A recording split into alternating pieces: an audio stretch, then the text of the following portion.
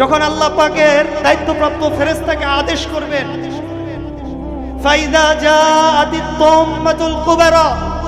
যখন মহা সংকট উপস্থিত হবে, ফাইদা জাআতিস সাখাত, এবং যখন কিয়ামত সংগঠিত হয়ে যাবে, ফাইদা নুফিখা ফিস সূরি নাফখাতু ওয়াহিদা, যখন সিংহায় ফুৎকার দিবে, নাফখাতু ওয়াহিদা, একটি মাত্র ফুৎকারে, ওয়াহুমিলাতিল আরদু ওয়াল জিবাল ফাদুক্কাতা দাক্কাতা ওয়াহিদা, পর্বত সমূহ এবং পৃথিবী সমূহকে উত্তোলিত করে উঠানো হবে, একে অপরকে চূর্ণ বিচূর্ণ করে দেওয়া হবে, আসমান ফেটে টুকরো টুকরো হয়ে যাবে, আসমানের এক একটা নক্ষত্রগুলো ছিটকে পড়তে থাকবে,